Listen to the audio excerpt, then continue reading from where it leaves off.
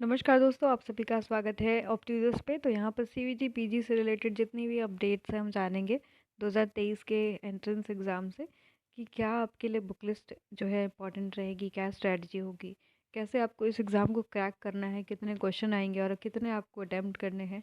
Okay, तो ये सारी डिटेल्स आपको ये वीडियो के लास्ट तक दिया जाएगा। चैनल पर न्यू होंगे तो सब्सक्राइब ज़रूर कर लीजिएगा, बेल आइकन प्रेस करना नहीं भूलिएगा। तो चलिए स्टार्ट करते हैं।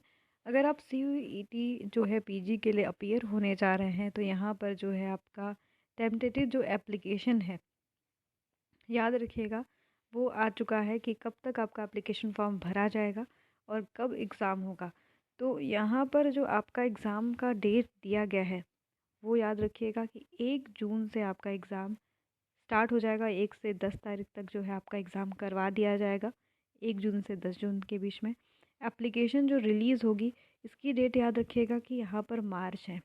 मार्च में आपको आपकी जो है एंट्रेंस फॉर्म जो है फिल होने लगेंगे और हो सकता है कि मार्च तक पूरा आपका एग्ज़ामिनेशन फॉर्म फिल हो और फिर उसके बाद जो है एक बार आपको करेक्शन करने के लिए मिलेगा और फिर जो है आपका जो एग्ज़ाम का डेट होगा वो 1 जून से लेके 10 जून।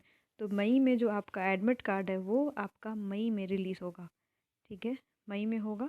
और जून में 1 जून से लेके 10 जून तक आपका एग्ज़ाम होगा। अब बात करेंगे कि आंसर की कब रिलीज़ होगी, तो अगस्त के जुलाई में, यहाँ पर नॉट अगस्त, यहाँ पर याद रखिएगा कि जुलाई के फर्स्ट वीक में या फिर जुलाई के लास्ट तक आपका जो यहाँ पर आंसर की है वो रिलीज़ कर दी जाएगी। रिज़ल्ट डिक्लेरेशन भी आपका जुलाई मिड और लास्ट तक हो सकता है, ठीक है। काउंसलिंग स्टार्ट हो जाएगी आपके जुलाई एंड तक। ओके, तो ये कुछ इंपॉर्टेंट डेट्स रही जो कि आपको याद रखना है। और सारी लगभग जितनी भी यूनिवर्सिटी है, बस कुछ यूनिवर्सिटी है जो कि अभी भी बाहर है सीयूईटी से, पर इस बार जो है और भी नंबर ऑफ़ यूनिवर्सिटीज़ बढ़ने वाली हैं। अब पैटर्न क्या है, अगर हम पैटर्न देखें तो जो है नंबर ऑफ़ क्वेश्चंस यहाँ पर कितने आते हैं, कैसे एग्ज़ाम होता है, सब जानेंगे। तो यहाँ पर जो आपका पेपर होता है वो एमसीक्यू बेस्ड होता है, सीबीटी यानी कंप्यूटर बेस्ड टेस्ट होता है। 100 क्वेश्चंस होते हैं टोटल, ठीक है। 2 घंटे का पेपर होता है, 400 मार्क्स का होता है। ओके, अगर आपका 400 में अगर आप क्वेश्चन मतलब अटेम्प्ट कर रहे हो, अगर एक क्वेश्चन अटेम्प्ट कर रहे हो, अगर आपका करेक्ट होता है तो आपको 4 मार्क्स मिलते हैं। अगर आपका गलत होता है कोई क्वेश्चन तो आपका 1 नंबर काट लिया जाता है, ठीक है। तो यहाँ पर माइनस मार्किंग भी आपके एग्ज़ाम में है।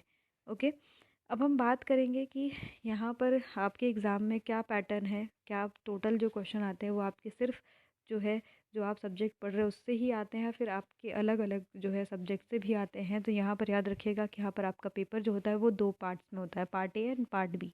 जो पार्ट ए होता है उसमें 25 मार्क्स के क्वेश्चन आते हैं जो कि आपके लैंग्वेज कॉम्प्रिहेंसन एंड आपका वर्बल एबिलिटी से, साथ साथ जनरल टेस्ट जैसे आपका जीके, क्यूए, एनालिटिकल स्किल से भी आपके क्वेश्चन आते हैं। और डोमेन सब्जेक्ट जो आपका सब्जेक्ट स्पेसिफिक है, जैसे सपोज़ कि आप एमए हिस्ट्री का फॉर्म भर रहे हो तो हिस्ट्री से रिलेटेड जितने भी क्वेश्चन हैं वो पूछे जाएंगे जो आपकी यूजी में आपने पढ़ा था या फिर आपने अपने जो है 12th 10th में जो पढ़ा था उससे पूछे जाते हैं। ऐसे ही आप अगर सपोज़ कि आप इकोनॉमिक्स से हो तो इकोनॉमिक्स के टोटल क्वेश्चन आएंगे आपके डोमेन सब्जेक्ट में। ऐसे ही अगर आप सोशियोलॉजी के हो तो सोशियोलॉजी से रिलेटेड आएगा।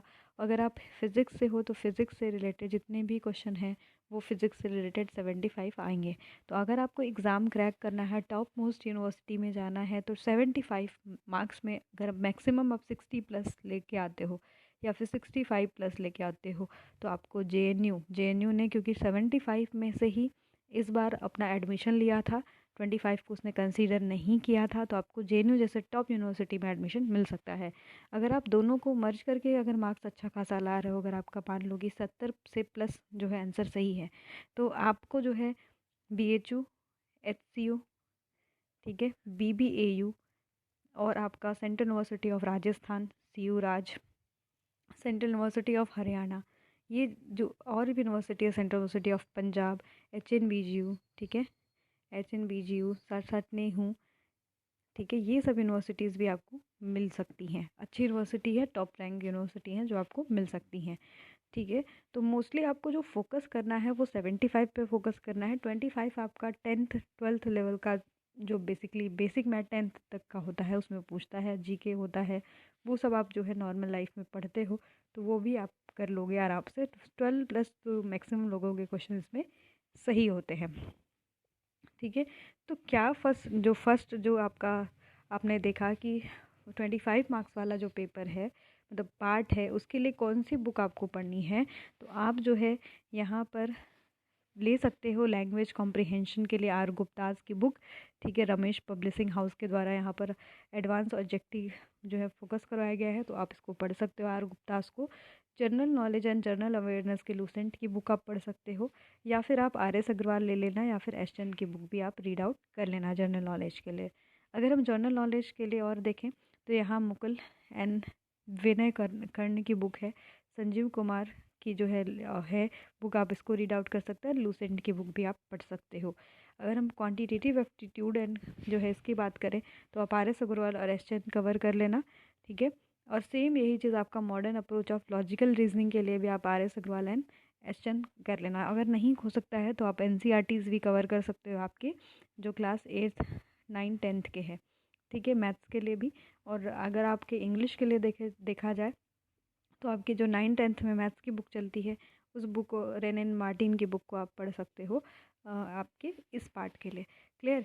तो ज़्यादा आप फोकस करिएगा कि आप जो है 75 मार्क्स में जो है ज़्यादा से ज़्यादा क्वेश्चन अटेम्प्ट करिए, जिससे आपको अच्छी टॉप रैंक यूनिवर्सिटी मिल सकती है। ओके, तो लास्ट तक हम लोग जो है काउंसलिंग से रिलेटेड आपको अपडेट्स देते रहते हैं। चैनल पे जुड़े रहिएगा, सब्सक्राइब कर लीजिएगा, बेल आइकन प्रेस करना नहीं भूलिएगा। धन्यवाद।